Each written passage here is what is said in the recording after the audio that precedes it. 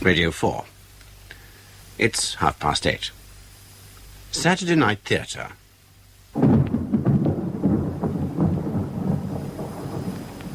Daniel Massey as Lewis Harper in Everything is Thunder by Michael Robson.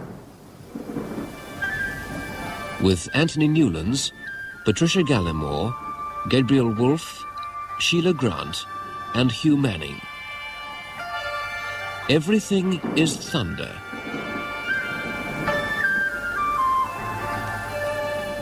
Less than a month ago, I was a complacent and relatively useful member of the community. My life was orderly and pleasurable. Squash twice a week for the look of the thing. An occasional round of golf. Drinks at the club now and again with colleagues. A regular income and a satisfying occupation. At 40, I was a man who might not go very far, but I'd gone far enough to meet my never too outlandish requirements.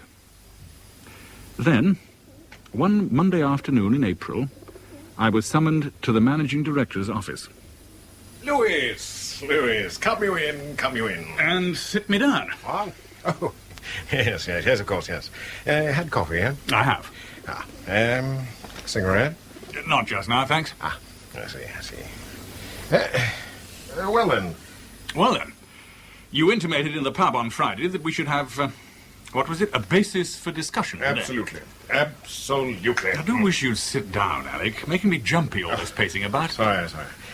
Yeah, I've been totally preoccupied the entire weekend, didn't sleep a wink. The Triton merger? That and concomitant problems. Problems? But this is what you wanted, isn't it? A clear field of operations with your one contender safely amalgamated? Yes, well, that in itself, of course, is fine. Then why the hangdog manner? Well, it isn't quite as simple as I'd hoped. Oh, come on. You never expected it would be simple. In taking over Triton, we're obliged to take on 3 of their admin staff as directors of the new parent company. Oh, that is a bore. I can see that. It's also expensive, exceedingly costly, I must tell you. And what else are you trying to tell me? Merrick of Triton has pretty well the same range and length of experience as you have, and to buy out Triton, we had to take on Merrick. And no alternative, I assure you, though we haggled for days. And I'm expected to work with Merrick. Alec? Merrick brooks no rivals. I don't believe it. I don't believe it. You're giving me the push after 18 years? He has contacts we need for our continuing health. This is the golden hand. Lewis, you're only 40. You have incomparable experience of merchant banking. You're fit, you're single, you're well-liked. You'll fall on your feet. We've voted you a 15,000 quid farewell, tax-free. Oh, if you'll clear your desk by Friday. I'm sorry, old Scott. I really am truly, desperately sorry. But there was no alternative. Thus, my decline began. In a large office overlooking Lombard Street. A decline from merchant banking through emotional lunacy to flagrantly dangerous actions. And yet, looking back, I don't see how I could or would have acted differently. It was a letter that started the rot. My dear old Lewis, so you've got the boot. I've had no better news all year. You were becoming such a grey old devil, I began to wonder if you weren't slowly turning into a letter of credit, a piece of collateral shoring up Threadneedle Street. Anyway, you're finished, and you're free, and you're on the loose. So, of course, you must come and see us. Let there be no delay. Weather in the Auvergne this time of year is chancy, but a damn sight better than your London street. Mary's is already preparing scandalously expensive food, so you must stay at least a month. We shall expect you yesterday. All love, Charlie and Mary's. Charlie and Mary's own and run a small vineyard near Longogne, by the headwaters of the Allier. The wine's usually indifferent and often repulsive, so they make a steady loss most years, but they don't give a damn. They're living the life they enjoy, and Mary's private income ensures they'll never go short of a crust or a pillow. So, Through the Auvergne I drove. And the further I left London behind, the more my spirits lightened. For the first time in my life, I was free of all obligations except to myself. And I was beginning to relish the experience.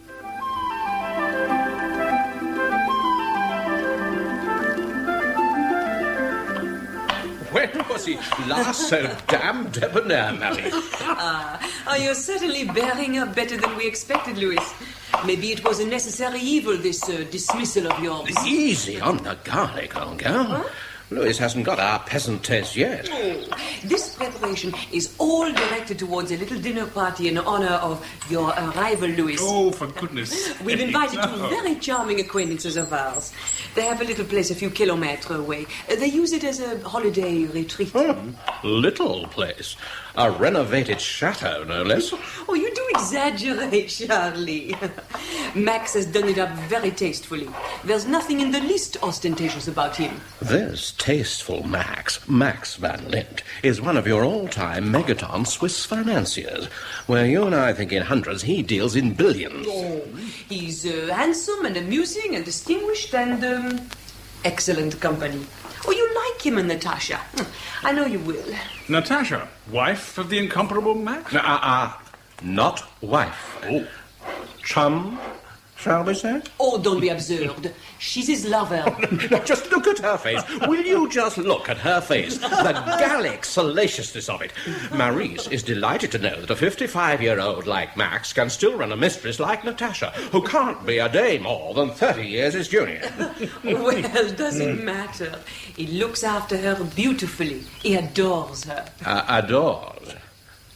It's not adoration, my pet. Obsession, perhaps? Oh, why be so gloomy and mysterious? Natasha's just about the most beautiful girl any of us has ever seen. So, of course, Max is protective. Why, you, Charlie, you positively crouch at her feet whenever she comes here. You're crackers, the pair of you. How am I supposed to measure up to such starry company? Get a bottle of house wine down your chump and you'll glow in any company. Oh, that was marvelous, Marie. If ever I turn my hand to hotel ownership, I'll know just where to look for my first head chef. You put my efforts to shame, you really do. Oh, guests like you two can come anytime. Provided you stay for the washing up. Charlie. Well, now, brandy, everyone? If you don't mind, I think I'll... Oh, poor Louis. Was it all a bit too rich for you? It was terrific, really it was. But I think I need a breath of fresh air before starting on the liqueurs. Would you excuse me? Of course. You're sure that you're all right? Oh, certain. I shall only be 5 minutes.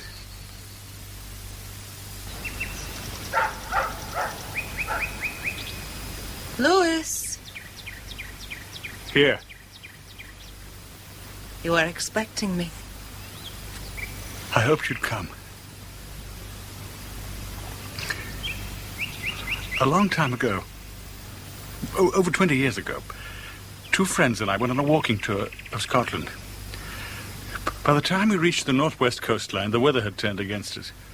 For 3 days, we saw nothing but rain.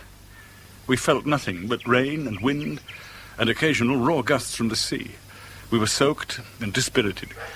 We thought of abandoning the whole project and grabbing the first train back to England. Then, it must have been around 4 o'clock in the afternoon, the clouds began to lift. The sun shattered us.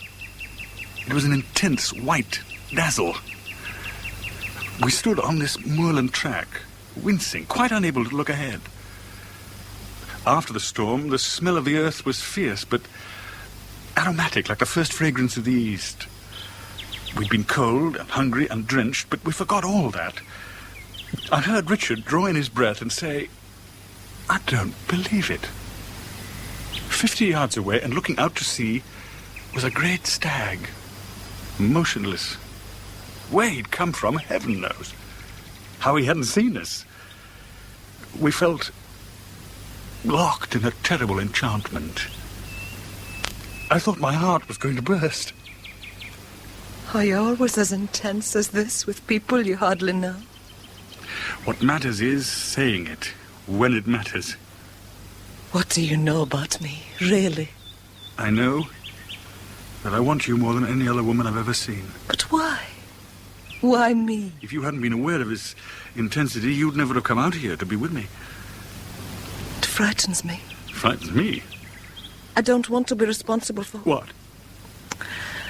It's very clear you have an image of me which bears no resemblance to the reality. This is all summer lightning. You won't discourage me. But I have to. I have to. Because of Max?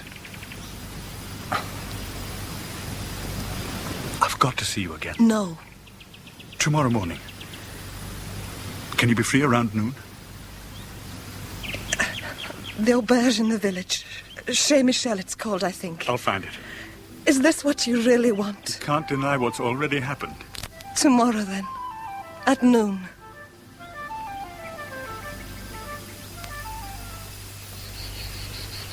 But you must have made some mistake, Louis.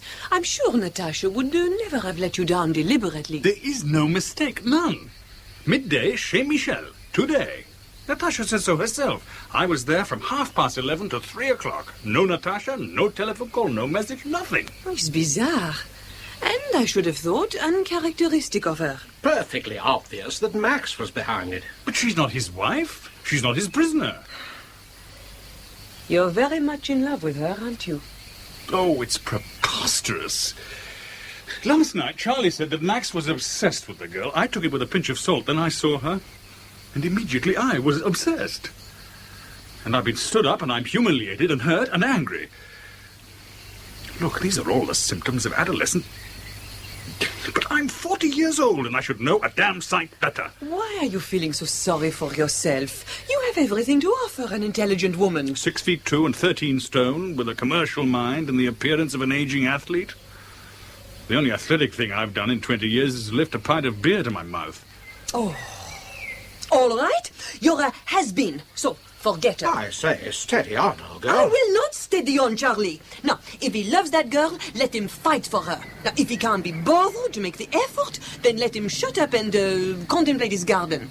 But I will not have this childish self-pity, not in my house. Oh, good God, here's Max in the limousine. Ah, well, Louis, now you can find what you want to know, d'accord? She didn't turn up, Louis? How extraordinary. Before I left, she was full of excitement at the prospect of seeing you again. When did you leave? Oh, about 10:30. And you got back when? 4-ish. And she was there? She was packing. Packing? She'd quite suddenly taken it into her mind that we must go immediately to Los Angeles. But why? We're supposed to be having dinner with you on Saturday. Natasha is a creature of violent impulse. When the mood's on her, there is no stopping her. It's easier to fall in with her whims. So, when are you leaving? Tomorrow. Tomorrow? I'm so sorry, Maurice. We'll have to make up for this crise de neuf when we get back. Whenever that may be. Louis! Oh, Louis, there's a letter for you. For me? Natasha? Isn't that her handwriting?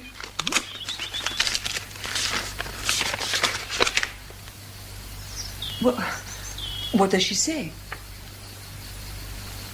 This is quite extraordinary. My dear Louis, I'm desperately sorry I couldn't meet you yesterday. Please believe me, I did my best to come to the village, but in the end it was impossible. Now Max says we have to go to Hong Kong on Thursday, and he doesn't know when we'll be back. I only wish I knew what was going on. Everything's been so bewildering recently. Please give my love to Charlie and Maurice. You know how I feel about you, Natasha. Hong Kong? But Max told us they were going to Los Angeles. And why was it impossible for her Why to should meet she you? say Hong Kong when Max said Los Angeles? You just said that. And I'll say it again. Max Which quite of clearly... the two do you believe? What? Why should either of them bother to lie? That's not an answer. If Natasha has this affection for you, and her letter is affectionate, then I should believe her. Well, the whole thing's crazy. Max has never been evasive before. He's never lied before. But that was before Louis met Natasha. But since they're going away anyway, why should he lie about their destination? Pointless. Perhaps he doesn't want you following them. Are you serious? I wasn't. Entirely. And I'm beginning to be. I mean, you aren't thinking of chasing after her, are you? Look, Max kept her from coming to see me. It's obvious. I mean, what kind of pressure is he able to exert that he can have her dancing to his tune whether she likes it or not? So, what are you going to do?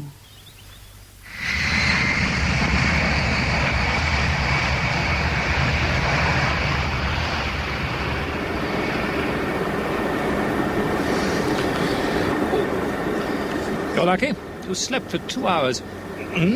Slept like a baby since takeoff. Good God, have I? Fancy a drink. You'll be feeling pretty dry now. What a good idea. Steward, what's it to be? Champagne?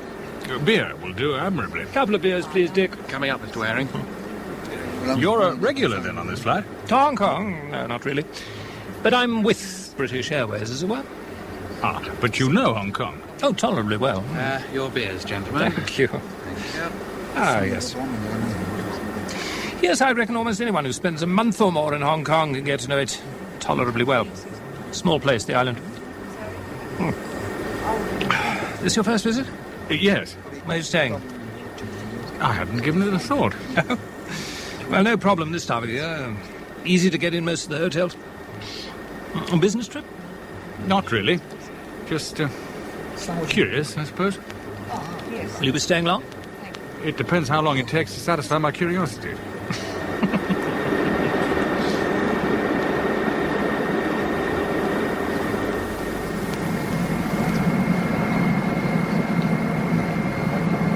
Ladies and gentlemen, as we shall shortly be landing at Kai Tak Airport, would you fasten your safety belts now? Please observe the no smoking regulations, which will be enforced until you enter the airport building. Thank you. I suppose this is where I say welcome to Hong Kong. Welcome to Hong Kong. Thanks.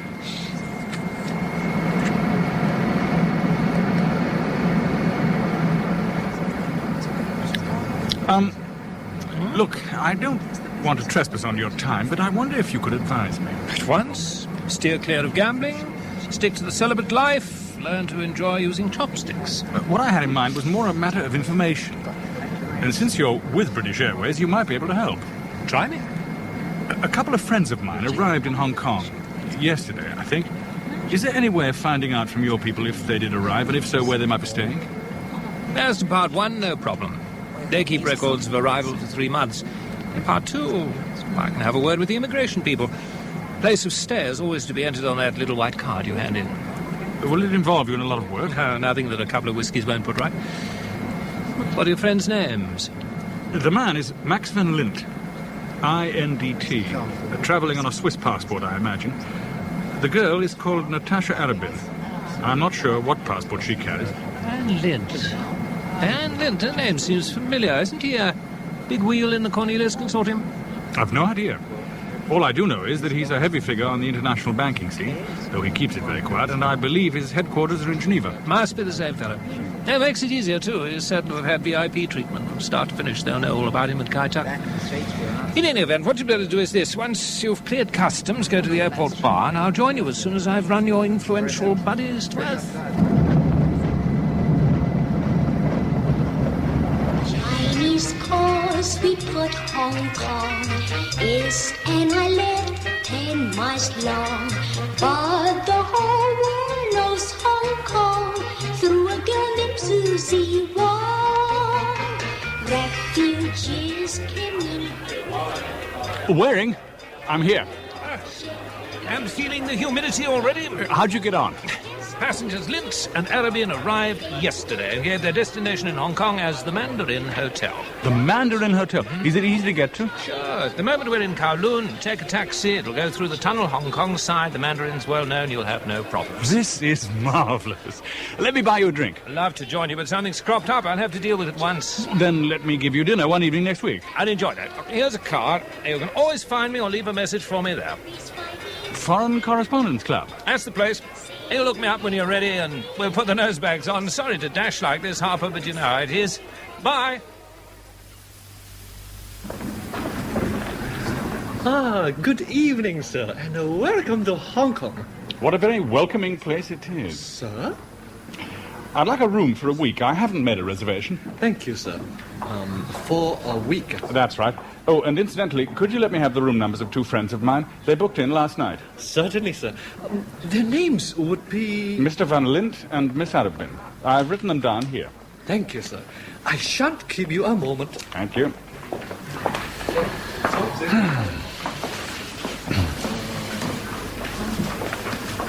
Sir, you sure your friends were booking in here and not at the Furama or perhaps the Hilton? No, the Mandarin. Quite definitely.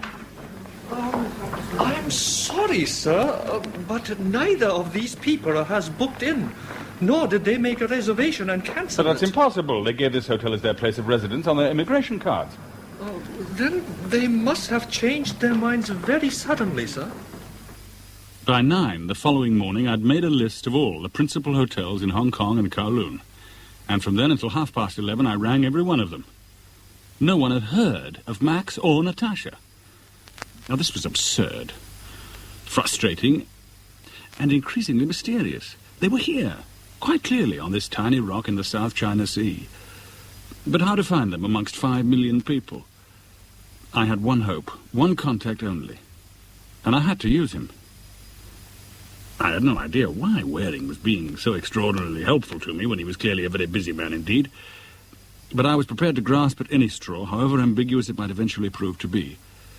So I left a message for Waring, and later that day he telephoned me and set up a meeting at the Foreign Correspondence Club. Now, let's get one thing straight this evening. You're my guest here, and under rule, guests can buy nothing except cigarettes. Oh. So, down your beer and tell me what's in your mind. Max and Natasha didn't book in at the Mandarin, nor are they in any other hotel in the colony. I've checked them all. By God, I've checked them. Curious? Oh, it's ridiculous.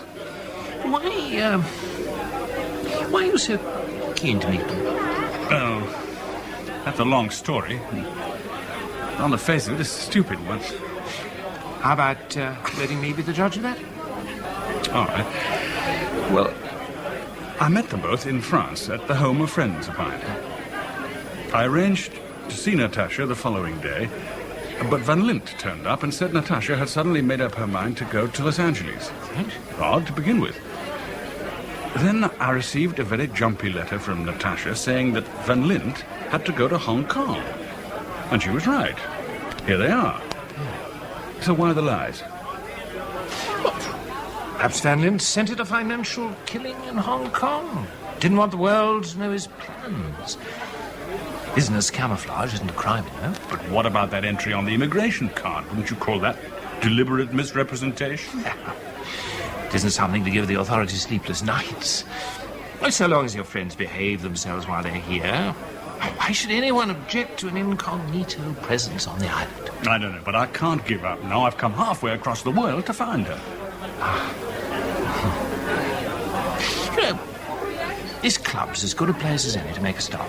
Well, financial reporters, Southeast Asian stringers for most of the major European and American newspapers are members.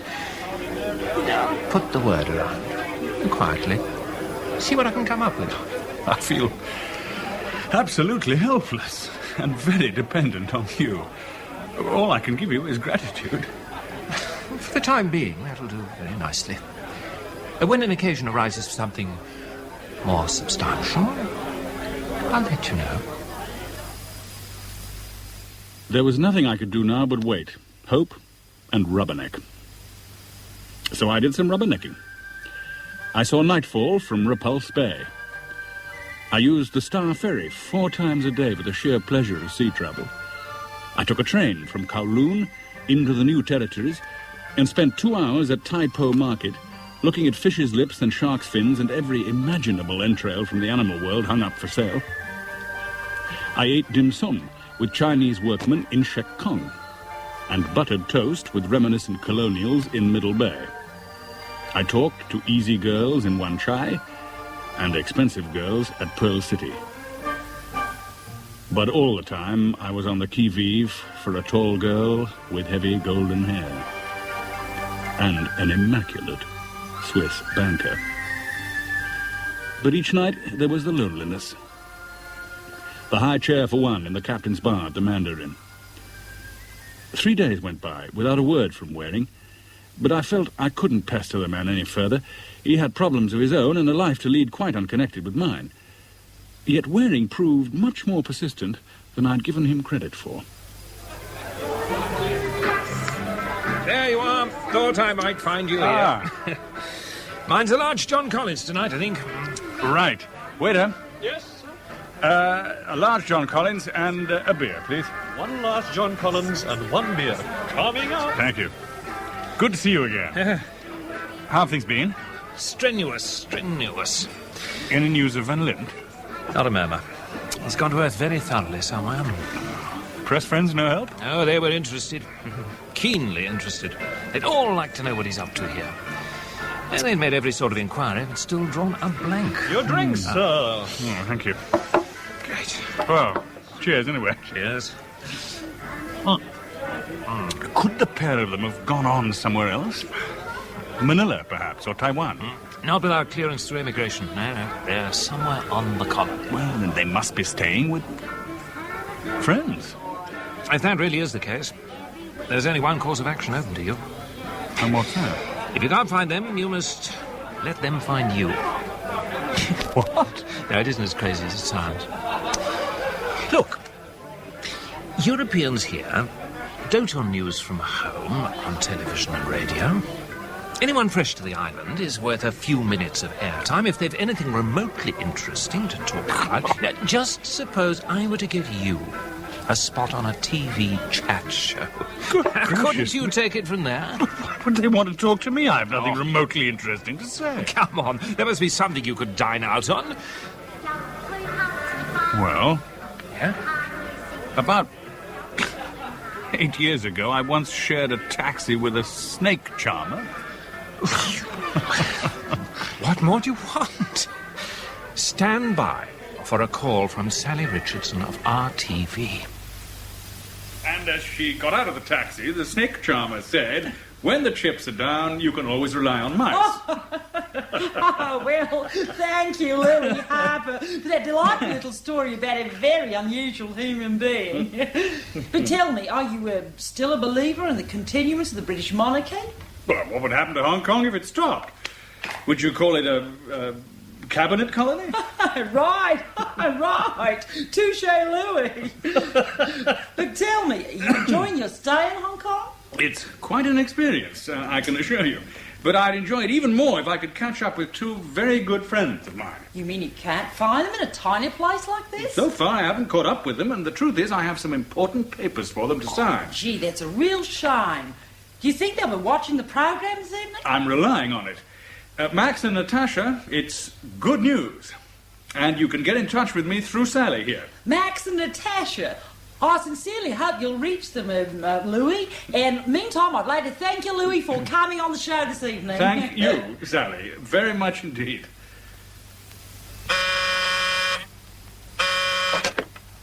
Room 412. Good evening, Mr. Harper. I saw you this evening on television. I think I can help you. To find Max Van Lint? You know the Peak tram? I know of it, yes. Take it to the summit. Be at the bar of the Peak restaurant at 10:30 this evening. How shall I recognize you? I shall recognize you, Mr. Harper. The tramway, which has been operating perfectly successfully for 80 years, climbs precipitously from the centre of Victoria up 1,800 feet to the top of the highest mountain on the island. In theory, you can, from the summit, have access to one of the most remarkable panoramas in the civilized world. In theory. But that night, as on so many nights, the peak was entirely covered with cloud. All I saw was swirling water vapour. But at that stage, I was uninterested in views. The restaurant was almost empty. A few dispirited visitors picked at their food and stared glumly out of the windows at the oppressive banks of clouds. I went to the bar and ordered a whiskey. I was getting tired of waiting at bars for someone to contact me. Mr. Harper? Yes? My name is Choi Sing-chin. We spoke half an hour ago. Would you care to join me over there? Thank you. Okay, 别不讲哦。这个来。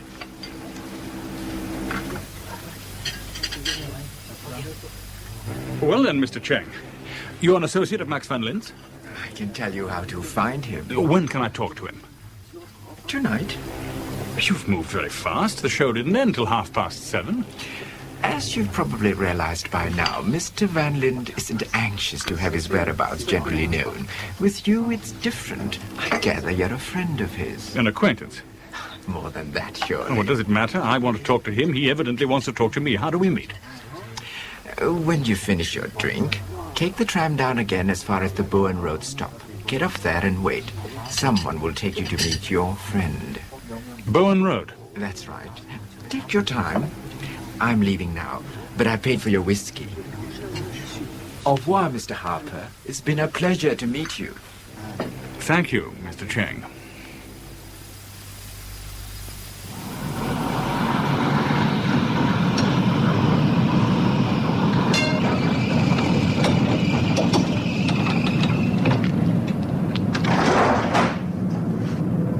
This is Bowen Road stop, is it? Oh, thank you so much.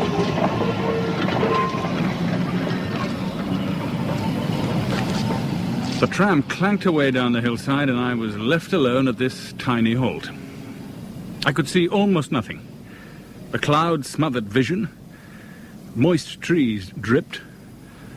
And from Victoria Harbour, I heard the dim boom of foghorns. No one was waiting for me. I lit a cigarette and paced about restlessly. I felt chilled and apprehensive and longed for the warmth and welcome of the hotel. Mr. Harper? Mr. Harper? Mr. Harper? I saw 4 of them emerge quite slowly from the cloud and darkness below me.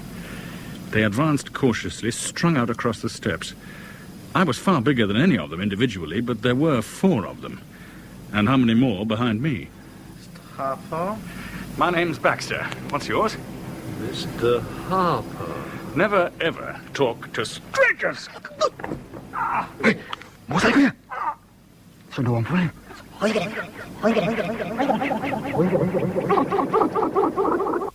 It's Murray again, Harper. Murray. Well, now, it could be worse, I suppose. The doctor tells me you can leave the hospital today. Or at least they didn't rob you, and the hospital certainly will. No, you're a great comfort, Inspector. Nothing like a broad grin at someone else's misfortune. Well, you're alive, aren't you? All your teeth intact, no bones broken. What's a black eye and strapped ribs to a fella your size? Very painful. Yeah, I appreciate that, and we're doing what we can. Now, according to you, the man behind it is this Max van Lint. And we've had no more success than you in finding him.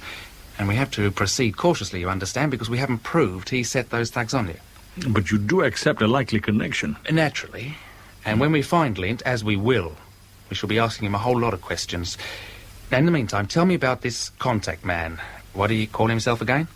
Choi Sang-cheng. Ah, well, it's like looking for a Bruce Smith in Auckland. This man was about 35.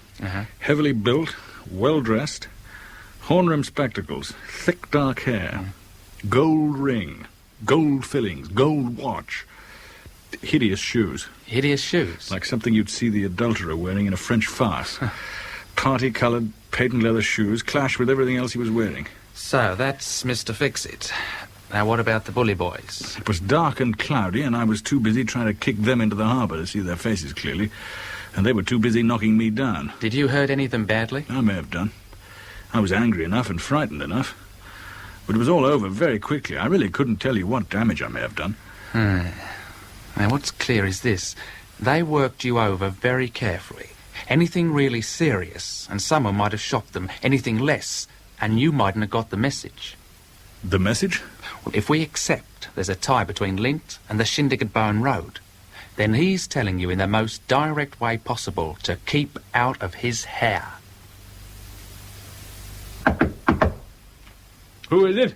Waring. Ah, come in. Rumour has it you've been brushing with the triads. Oh, rumour was right. You look a ruin. Thanks. I need all the encouragement I can get. I knew you'd see it that way.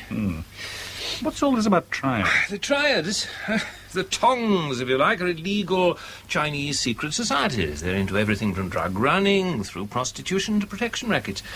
Judging by what Murray told me last evening, one of the triads was approached to work you over, and they seem to have fulfilled their contract very prettily. Thanks very much. I gather you believe Van Lint was behind it? Who else could it be? Who else would beat me up but not rob me? And I was carrying quite a lot of cash at the time. It's an attractive premise, certainly. It's going to be almost impossible to make it stick. Lint, if it was Lint, would be working through 2, 3, possibly 4 intermediaries when he put out the contract. And you don't get too many informers within the triads. They know the penalty for knocking to the police. You seem extraordinarily well informed about the Hong Kong underworld. It's common knowledge. But I'd say you were lucky. They could have maimed you for life if they'd wanted to. Meaning next time they will, unless I keep out of Van Lint's life. I should have thought so. Oh, wouldn't you? The whole thing's a scandal. Have I offered any threat to Van Lint or Natasha? Yes, well, presumably he has his reasons for wanting you clear of his area of operations. What reason? What possible reason? Well, you are, or were, a successful merchant banker. A Lint's into the same bag, albeit on a much larger scale. How's he to know you're what you say you are, and not some troubleshooter from the International Monetary Fund? Are you serious? Well, ask yourself this. Would it be a feasible proposition from his point of view? And first of all, you turn up in a remote vineyard in your van, and whom should you meet but Max Van Lint? And next, within a brace of shakes, you're arranging a private rendezvous with his mistress. Could it be to discuss Lint's financial schemes? And thirdly, you travel hotfoot to Hong Kong after him when he's told you he's going to Los Angeles. And you publicly blow the fact that he's on the island in a popular television show. I mean, from his way of thinking, you're either a God's fool or a very assiduous investigator indeed. And what do you think? What does it matter what I think? You offer no threat to me. The whole thing's got utterly out of hand. All I want is to see Natasha. Yeah. Well, meantime, what are you intending to do today? Well, I was thinking of going Kowloon side, visit a tailor, get measured for a suit and some shirts. And then don't go by taxi. Take the Star Ferry. There's safety in numbers. I always take the Star Ferry.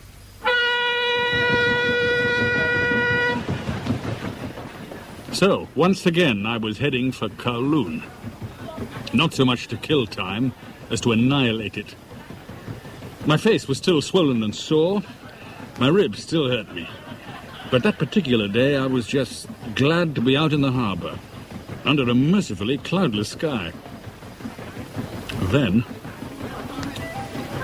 I saw, out of the corner of my eye, a tall, slim European girl with heavy, golden hair. Natasha. Natasha! Louis? My God, I've been combing the island for you. Louis, what's happened to your face? What have you been doing? I'll tell you. Over a drink at the peninsula. Yes, but why all the secrecy? Why did Max lie to us? And why wouldn't he let you meet me that day? It's so difficult to explain. Well, the least you can do is try.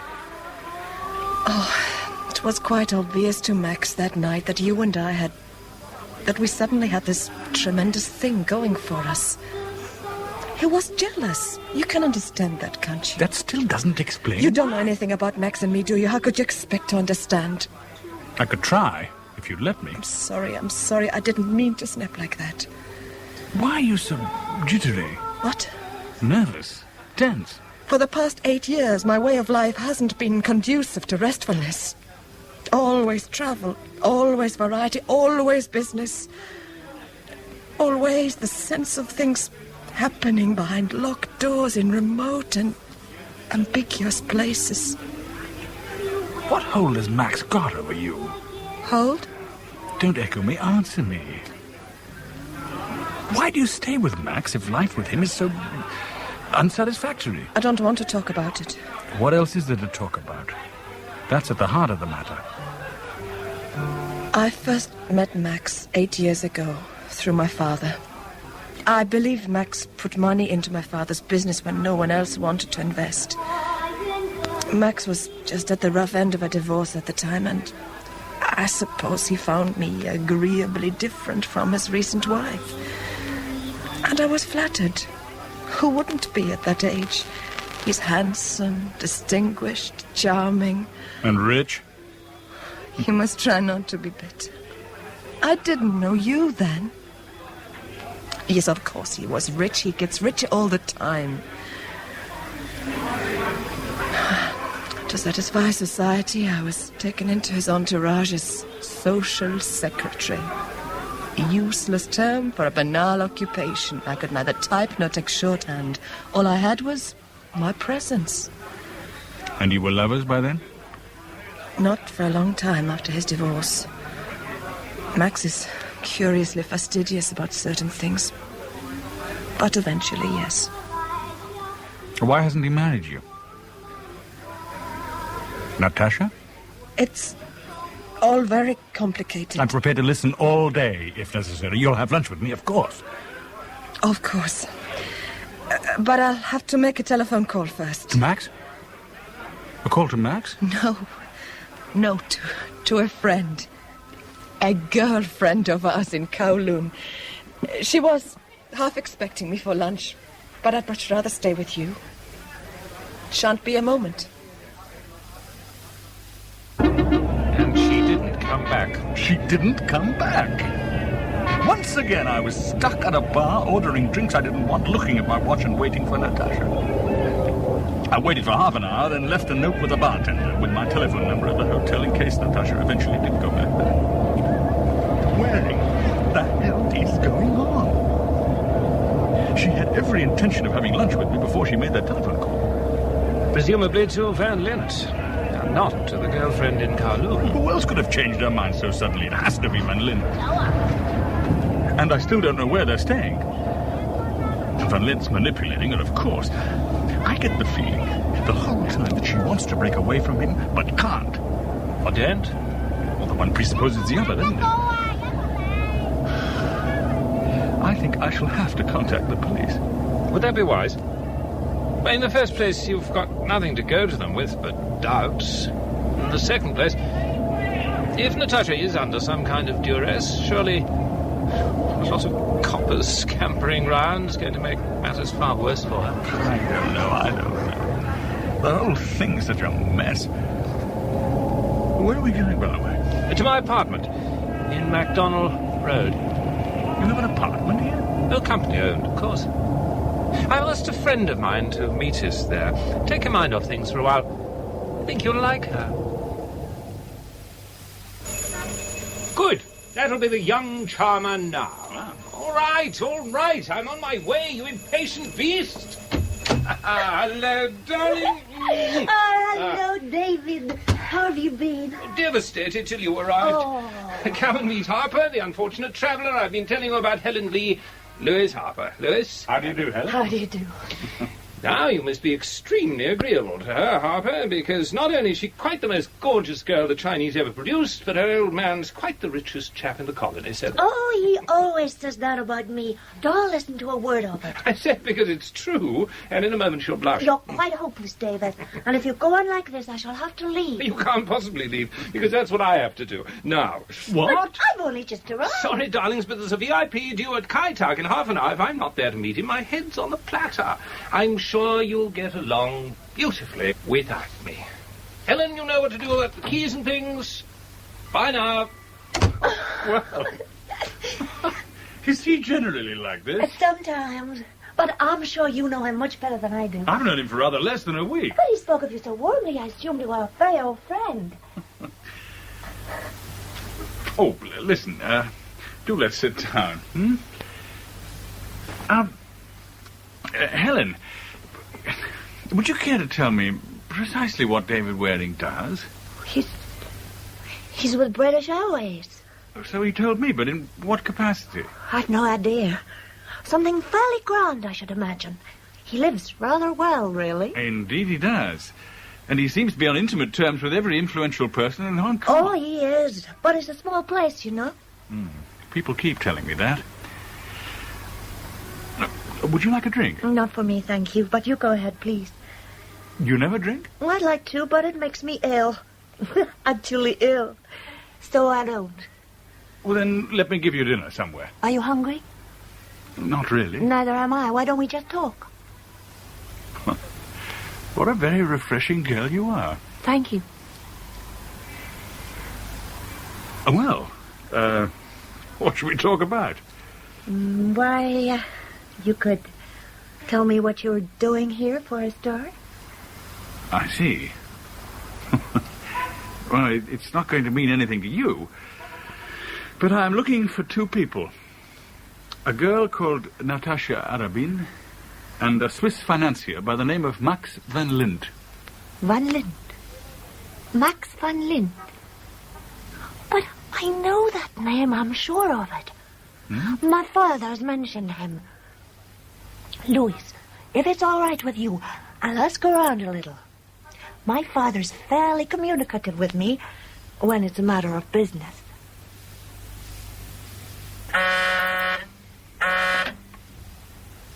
Louis Harper? Louis? It's Helen. It's all worked out far easier than I'd expected. In what way? My father is in touch with Max van Lint. He is?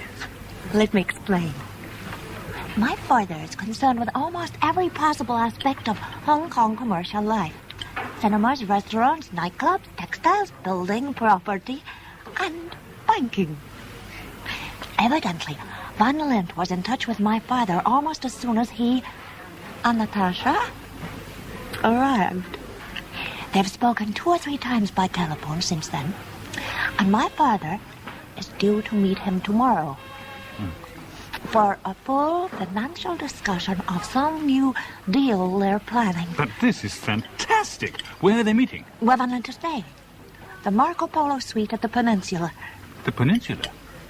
That's where Natasha vanished. Yes. I thought of that when my father told me the rendezvous. When I telephoned Van Lint to make the appointment, I discovered the suite was booked for 3 weeks in the name of a Swiss mercantile company, Cornelius de T.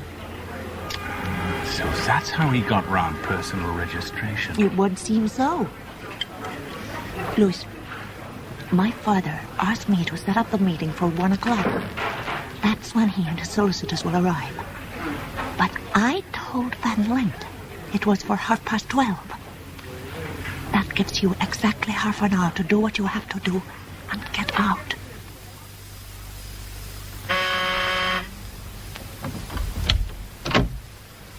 Sir? I'm representing Mr. Howard Lee. I have an appointment with Mr. Van Lint. But a meeting is for 1 o'clock, sir. Tell Mr. Van Lint I'm here. My name's Harper. Harper. Very well, sir. Would you please wait? Harper, my dear fellow, come in. Good to hear from you again. So, you finally made Just what the hell has been going on? Do take a chair, Harper. Where's Natasha? In the guest room. She'll be here presently. How much did you pay Choi Sang-cheng? You have me at a disadvantage. Choi Sang-cheng. The man who set the bully boys on to work me over. The fact remains that you're here. Discolored, perhaps, but persistent. What am I going to do with you? Let Natasha go. Let her come to me. You'd accept her? Oh. Would you accept her? I wonder if you knew her half as well as I do. Both of you see virtue in nuance. You revel in obscurity. For a reason. What reason? Louis, you can't fail to have realized that Natasha's a complicated and highly strung girl. She's given to sudden flights of fancy, passionate attachments, and equally fierce withdrawals. She's also inclined greatly to dramatize herself and her circumstances. She hasn't yet succeeded in establishing a stable personality. Given your lifestyle, who could? I have no such problem. Well, you've had the time. You're 30 years older than she is. I like you, Louis. You have an integrity I admire. Oh, for God's sake. No, I mean it. What did Carlyle call Robespierre? The sea-green incorruptible. You are also a sea-green incorruptible, as I certainly am not. As Natasha sadly is not. Hello, Louis. I'll leave you to it. Natasha, my dear. Natasha? It doesn't get any easier, does it? To stand me up once was understandable. Just. Twice is unforgivable. Oh, Louis, the same pressures were brought to bear. If you don't want to see me again, why not say so and have done? Because you know that isn't the case. Just what is the case? Please, try not to be angry with me. I can't bear it. When you're angry, I want to cry. And when I cry, I can't talk sense. But I am angry, more than angry. Furious. With me? Only with me? With whatever's making you behave as you're behaving. Have you no mind of your own? My mind is very much my own, but my loyalties are divided. You've seen too many B pictures. Oh, Louis. Is it a straight choice between Max and me? If only it were. Looking beautiful and tragic isn't going to help any. Without your decision, the whole pack of us are condemned to a life on hot bricks. And I know who's been doing most of the sweating so far. You have every right to be angry and disgusted. I think so. But I think Max intends to come up with a solution. Max? Why must Max be the arbiter of your life and mine? Because he has the power and the means. I see. Love counts for nothing? It's dictating his life as well as ours. You're a remarkable devil's advocate, aren't you? Oh, Louis, why are we quarreling like this? Because I want the issues made plain. I love you, and I want you to share my life. You maintain that Max feels the same way. That's his privilege. That and that only. It's up to you to make the decision. Max and I are already committed. So, meeting concluded, eh? Well, now, Louis, I have a meeting of my own in 5 minutes, as you are aware, and what you and I have to discuss will take time. Will you have lunch with me tomorrow? Why don't we just talk? Have you been to Lemmer Island? No. Oh, you'll like it. About 6 kilometers west of Repulse Bay, and at this time of the year, very peaceful. There's an inlet there known as Picnic Bay, and overlooking the jetty there is a restaurant. Meet me there at 12:30 tomorrow. I'd rather that you weren't late.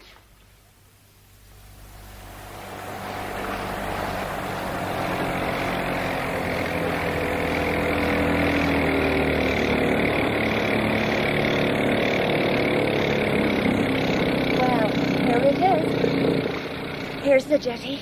It looks far from secure. What time is it? 12:15. Good, you're early. I wanted to get here before Max shows up. Anywhere he can be, I can be earlier. I think I'd better go now, Louis. What'll you do? I shall take the motorboat round the promontory, well out of sight, and have lunch in Locktow village. When would you like me to come back for you? 3:15, 3:30? I'll be waiting here at 3:30. And, Louis, be careful. It's very good of you to do all this for me. I want to help. Oh, God, what a mess. What an absurd mess. Thank you, Helen. You're a very dear person. So are you. See you. See you at 3:30.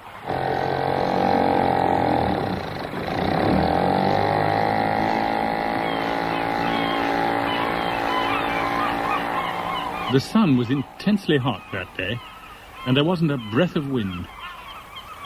The jetty swayed as I gingerly walked down it towards the restaurant. It looked absurdly out of place, somehow.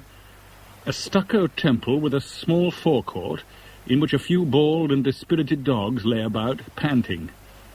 They took absolutely no notice of me as I entered the patio and stared around. Some plastic tables, unwashed, were ranged about the place, haphazard. Ants made determined forays on fragments of decaying fish, and I began to wonder if this was some practical joke of Max's. But I was, after all, early for the appointment. I lit a cigarette and contemplated East Lama Channel. Enjoying the view? Where have you been? Ordering lunch. I hope you'll like it. But why here? Why here, of all places? It appeals to my sense of the remote. And you must admit that you'd go far to find a better view. The Aegean, perhaps. Don't all these little islands put you in mind of the Cyclades? I believe you have a proposition to discuss. And discuss it we shall. But I'd like to make one observation. I mean it quite sincerely and in your best interests. When you talk sincerely, I start counting my spoons. Just hear me out.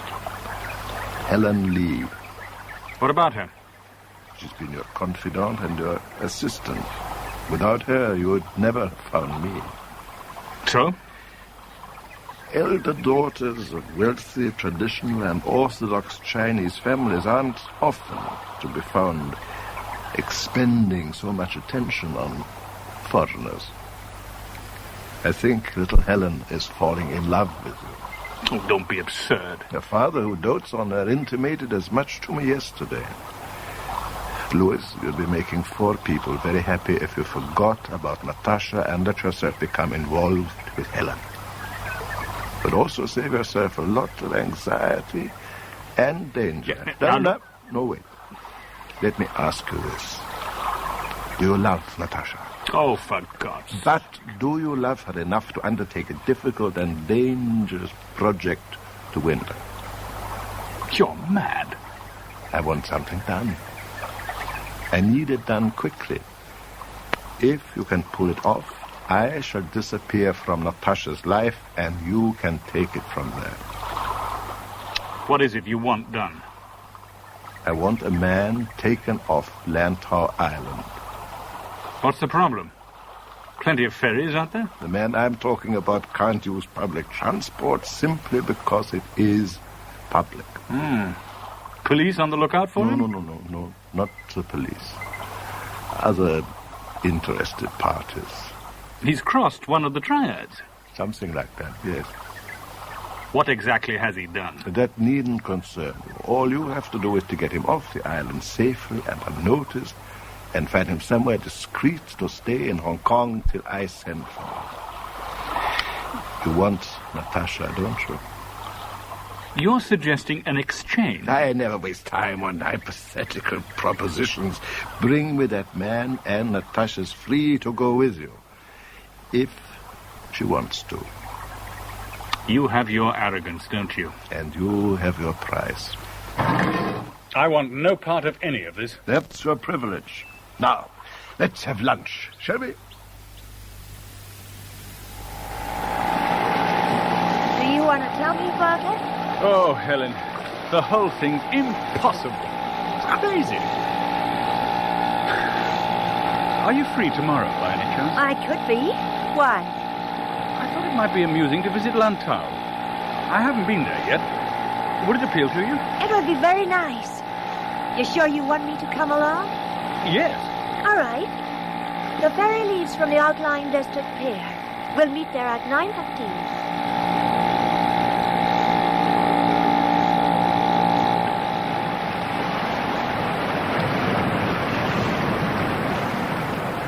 So my shabby misadventure began, with deceit and guilt padding at my heels.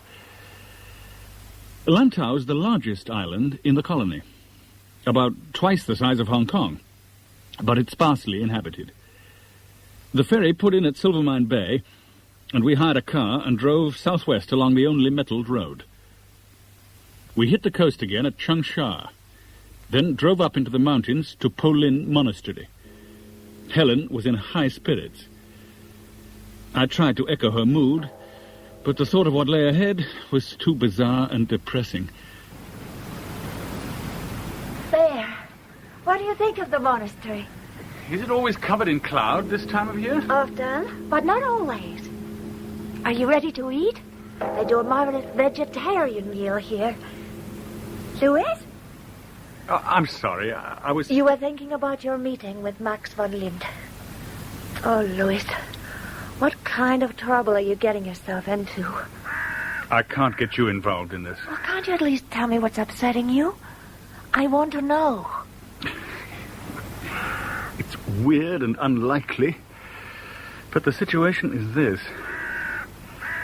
I have to get a man off this island. And it's possible I shall have to run the gauntlet of one of the triads to do so. You can't be serious. I'm afraid I am. But why? For the sake of Natasha Arabin. Oh, I see. You must love her very much to run such horrible risks for her.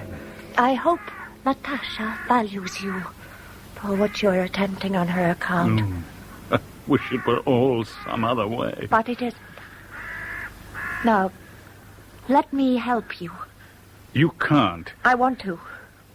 Can't you understand? I want to. Very well. Now, I shall put at your disposal 10,000 Hong Kong dollars. There's a number of things I need someone to buy for me.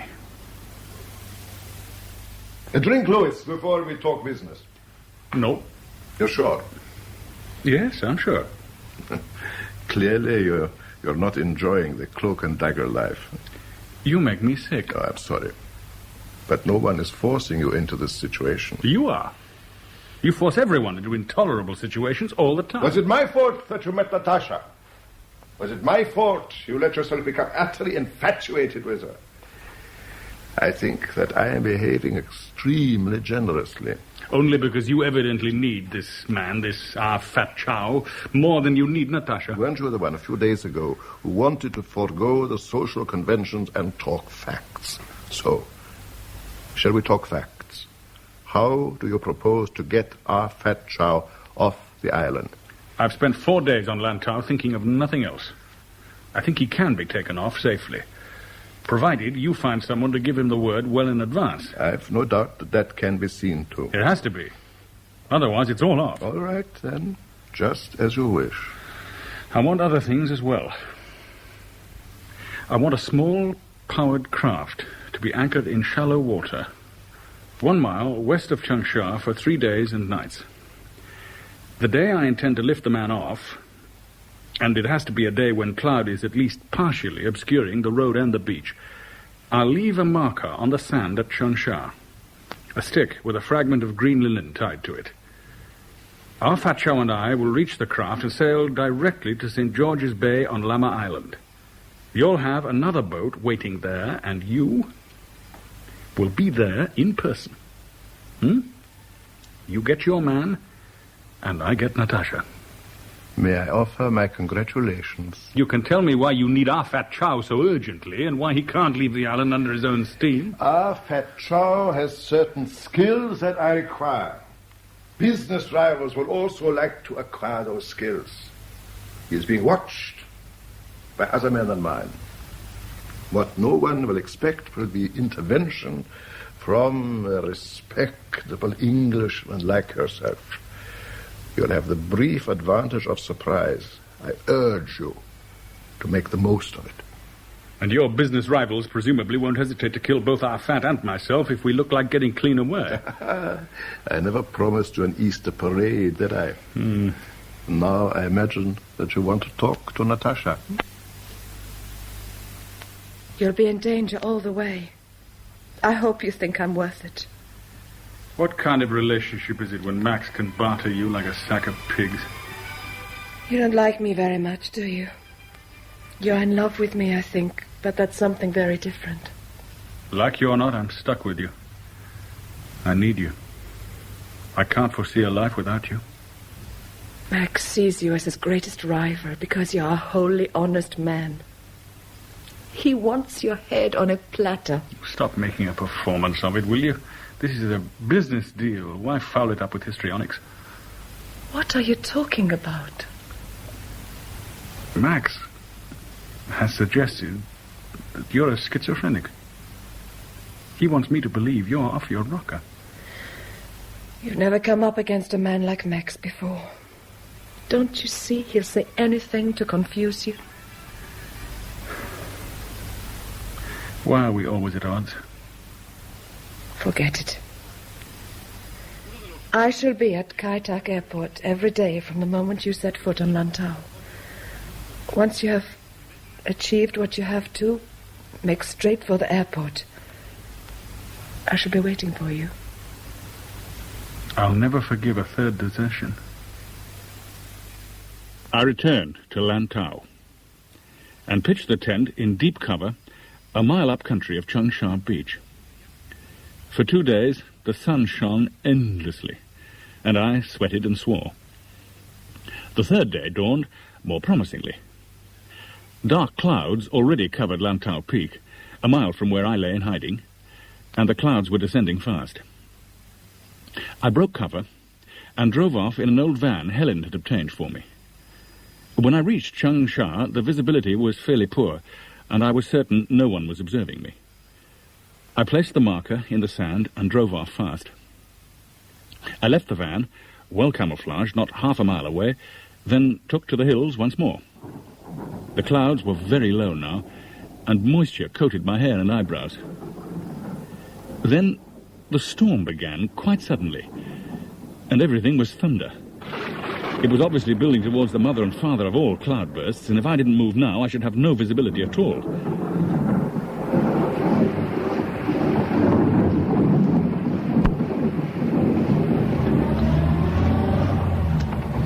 As I swung round the bend leading towards the beach, I could see almost nothing but heavy rain. So heavy it seemed impossible that anyone could move in it. The clouds swirled low like dense fog. I slowed the van to a crawl and moved on. Then, a drenched figure lurched across the road in front of me. Off that, Chow? Yeah. Get in. Quickly, get in.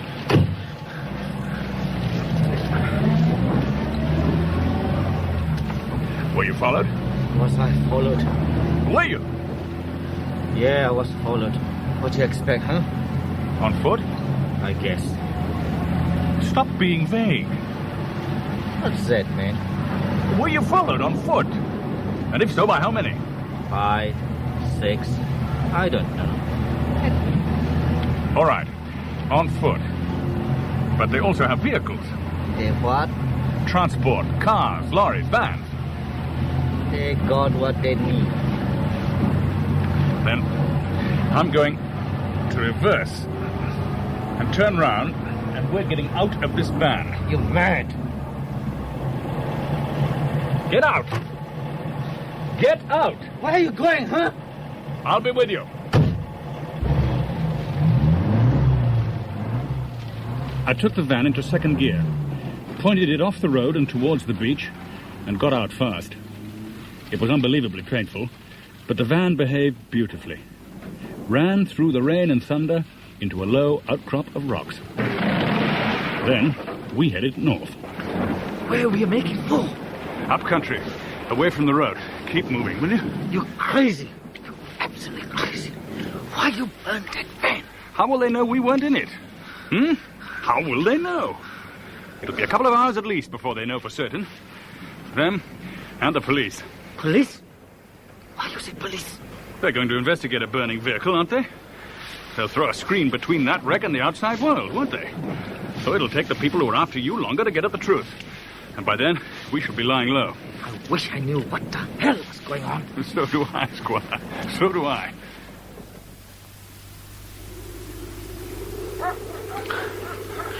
What's that? Huh? Dogs? Police dogs? Police? If the police suspect a triad was behind the wrecking of that van, they'll be out and about in force. It'll confuse whoever may be following you. But I wasn't reckoning on so fast a reaction. Man, you're crazy. Why? Police dogs? We haven't a plan. In 10 minutes, we'll hit a broad stream. We wade down there for a couple of miles and then move off northwest. A stream? Find a stream in this darkness, this weather. I spent 4 days here planning every step of the way. Now, will you move it?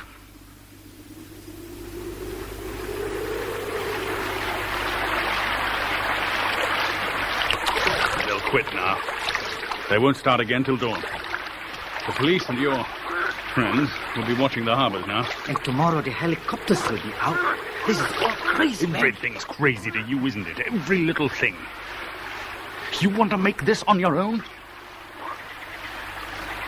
Do you? All right. So just keep waiting. We must have paid you a hell of a lot to take this risk. Who must? Chang. Who? Choi Sang-cheng. Man about 35. Well-dressed, gold teeth, gold watch, gold cufflinks, improbable shoes. Yeah. Choi Sang-cheng. Did you say he arranged all this? Must have done. So why didn't we live by that junk? The junk that was waiting for us by Chung Sha Beach. You knew about that? Yeah, I knew. Why wouldn't I? You're telling me that Choi Sang-cheng was your contact man for this breakaway? He pays guys to tip me off when to run for it. So why didn't we use the junk? Because if you could see a moored junk waiting for 3 days off the beach, then so could whoever's following you. They'd have cut us off long before we ever got there. Okay, so how we get off this damn island, huh? You'll find out. Now, listen to me. Have you ever heard of a man named Van Lint? What? A Swiss financier called Max Van Lint. No, man, I haven't. Why should I? All right. Let's just keep moving.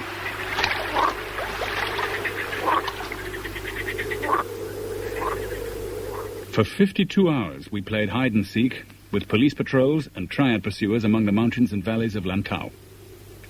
We moved at night from one food cache to the next, and by day, we lay hidden and took turns on watch while the other slept. But our fat was a terrified and disgruntled wreck. The last man on earth you want beside you in an emergency.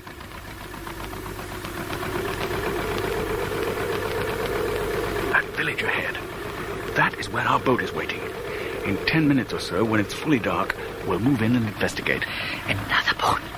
What about the police vessels? Do you imagine I haven't thought this all out, you fool? That village is only a mile from communist territorial waters. Once we're in that sector of the South China Sea, the colonial police can't follow us, and the triads won't. Great. And what about the Red Chinese? You want cherries all the way, don't you? I what? Oh, forget it. Is he asleep now, Captain? Yeah. The brandy helped. Thank God. I'd have thrown him overboard if he'd done any more complaining. A boring fellow. Just about. You'd better go below yourself and rest, Harper. You'll have a heavy day tomorrow. Yes. You know the course? We sail south of and parallel with the territorial limit until we reach Potoi Island. Then we re-enter colonial waters and make landfall at Taiwan Bay. You change ships, make your own way back to Hong Kong. Fine. Are there likely to be any communist military vessels about at night? I don't think so. I hope not. But I warn you, if one of them approaches, you and your friend will go overboard. Your directness is most refreshing. All right, I think I'll go below now. I'll wake you when we sight Potoi. Harper, wake up! What? Are we there? Come up on deck quickly. What's the matter? Quickly and bring the night lenses. What's wrong? There's a light, powerful vessel to starboard. Here, give me the glasses. What is it? Here, just see for yourself. No, follow the line of my finger. Can't find... No, over there. Anything. Wait a moment. My God. Well, what do you think? Looks like an MTB. What? Not a torpedo boat. Oh, that's all we need. How far are we now from British waters? About 10 minutes away. Get down! Get down! A searchlight sweep? What are they looking for? They've seen us. They're signaling. No, they want us to heave too. Keep going, for God's sake! This is where you and our fat take to a lifeboat. You can't be serious. But we're almost home and dry. Not worth the risk. You wake our fat. Look, man, here's $200. What? Here. There'll be another 2,000 for you at Taiwan Bay if you can get us there safely. Huh? I can try, but it's going to be a rough ride.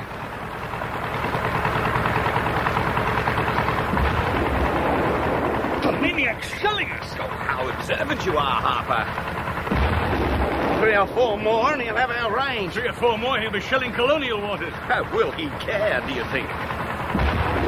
How much did you say at Taiwan Bay? Was it 4,000? Come on! We must have passed 22 north by now. Tell the Reds that, will you, Harper?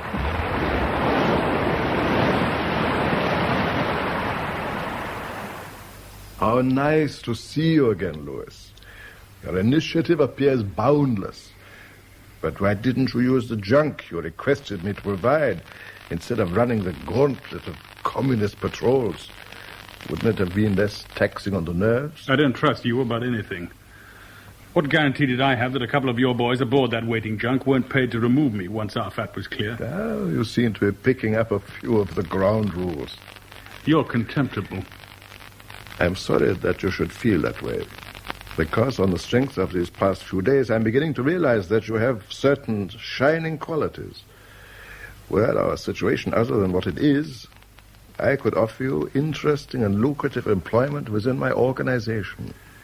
I want to talk to Natasha. I thought that you might.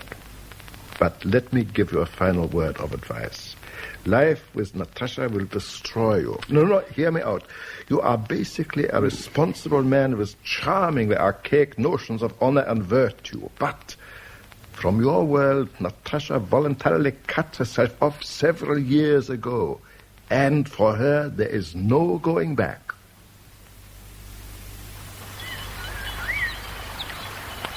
You've been very quiet all afternoon. Are you sure it's what you want? To leave Max and come with me? Of course I'm sure. It's just... It'll be strange at first, that's all. Like suddenly getting a divorce, however much you've longed for it. Natasha, I haven't any of Max's financial resources. I'm 40 and I'm out of work. There'll be no glamour with me. No more excitement than getting a mortgage on a house or spending a fortnight a year with Charlie and Marie. You'll be moving from pink champagne to small beer. Are you trying to put me off? Can't you believe I love you enough to settle for what we can offer one another? I want to. Believe me, I want to. Look at me. Hold my hand and look at me. Why are you so sad? I'm not sad. It's just that my need for you is so intense, I can't believe it'll ever be gratified. I just hope that if you feel anything like the same intensity, you won't ever become disenchanted when our lives settle into what's got to be, heaven help me, a pretty orderly routine. But don't you see, that's what I need as much as I need you. Life with Max has been a gorgeous sham. You represent reality, warm and loving, and yes, orderly. That's why I'll be waiting for you at the airport tomorrow. Waiting with far more hope and impatience than you think I'm capable of.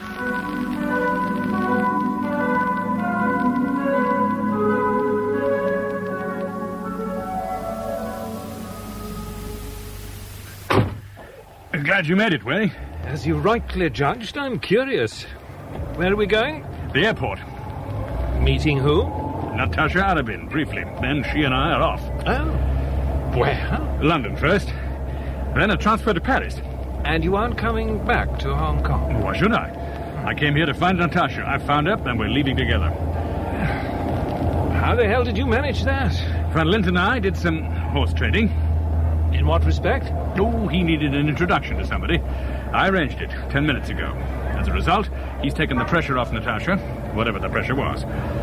Who did he want to meet? An inconsiderable gangster named Arthur Chow. Arthur Chow? You know him? I know something about him.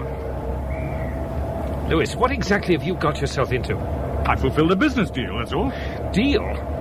Important enough for Van Lint to trade Natasha for this Arthur Chow? Don't ask me how or why, because I don't know. All I know is that Natasha's waiting for me at the British Airways desk. I spoke to her by telephone from the Shirama not 10 minutes ago.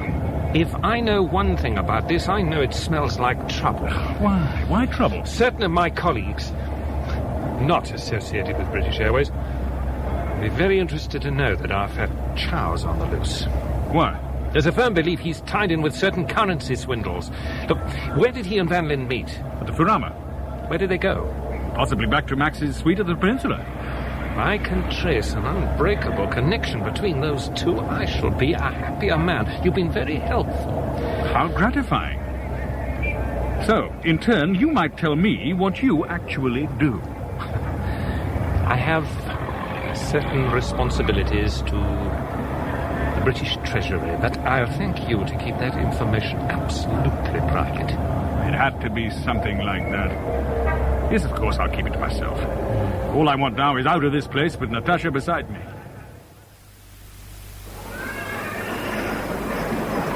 But where is she? In God's name, where is she? She's not here. She can't be. Or if she is, she's decided not to show. She couldn't have missed the announcements. Impossible. But she's crazy. I spoke to her not more than an hour ago. She was here at reception. Louis, your plane leaves in 10 minutes, and by rights, they should have closed the gates already. You expect me to leave without Natasha? If you stay on in the colony now, you'll be in deep trouble, I warn you. Trouble? Get it into your head. The girl has ditched you. Isn't that sufficient? She's always stood you up. Louis, you have everything to lose by staying on. Who are you? You've got to trust me. Our fat chow was bad news. Leave it at that. I mean it. You've lost her, Louis. Cut your losses and run. Go on, run.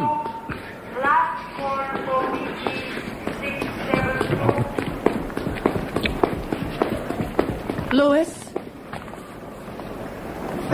Oh, you're here. Oh, thank God for that. I told you I'd be here.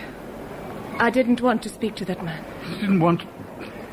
Do you realize what I've been through thinking you weren't coming? I can't come with you. But I wanted to tell you face to face. Are you crazy? We can't get away from Max.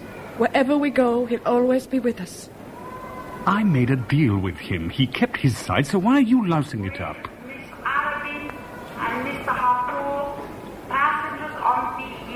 Natasha, this is our only chance.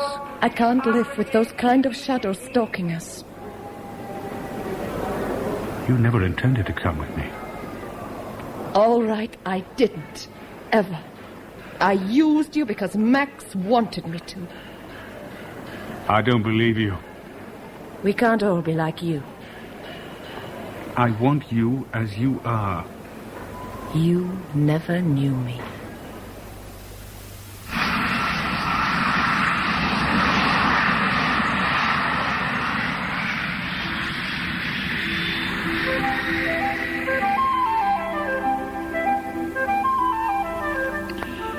So, once again, I went back to the Auvergne.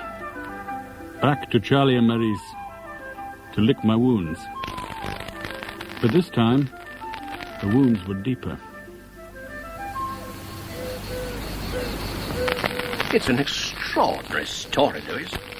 Quite extraordinary. That's a word I've used once or twice to describe recent affairs. Oh, Louis, you're well out of it. That girl has fooled you far too often. But why? Why say she'd go through with it and then vanish at the last minute? I'm afraid it comes down to this. Max is an infinitely rich man, and Natasha's grown used to living with his kind of unbelievable luxury. She must have decided, however deeply she appeared to feel about you, that she couldn't give it up. She's worthless. Worthless. Oh, come on, Marie. But it's true. Isn't it, Charlie? What have I learned this past fortnight? To fall in love. To fall excessively in love at my time of life has brought me grotesque misadventure and unendurable heartache. I should have clung to my self-sufficiency. I shan't make the same mistake again. I'm not sure that's true. It was salutary. To know you could feel as well as think. You were becoming very complacent, Louis, but you didn't recognize it. However much it may hurt now, it's not inappropriate that you should have had this bouleversement. I'm sure of it. Oh, now, steady on, old No, girl. I will not steady on. Louis, you know we love you, Charlie and I. Oh, I wouldn't be saying this to you now. You've had a good life and a soft life for 40 years. And what's happened? You fell for a girl who led you a dance and then let you down. That it all happened in exotic places and in strange circumstances doesn't alter the central fact.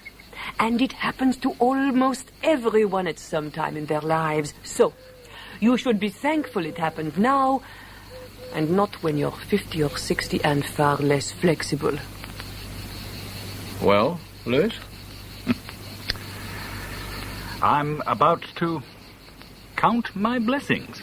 Oh, I'm not quite over the top yet. I have money in the bank and a flat in London I can call my own. I have good friends. Next week, I shall pick up the threads and go job hunting. It shouldn't be too difficult.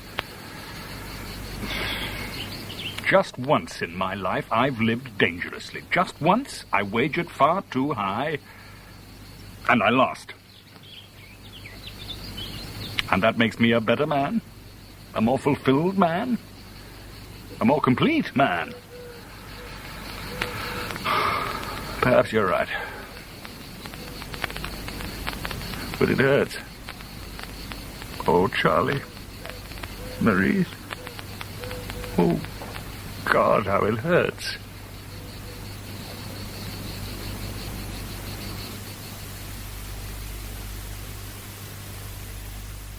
In Everything is Thunder by Michael Robson, the part of Lewis Harper was played by Daniel Massey.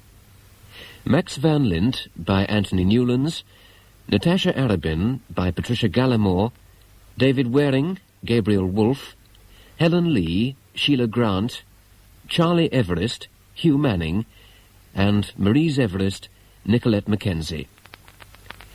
Chief Inspector Murray was played by Peter Craze, Alec Garrard by William Edel, Sally Richardson by Shirley Dixon, Choi Sang Cheng by Eric Young, Ah Fat Chow, Christopher Cum, Chinese skipper Bruce Beebe.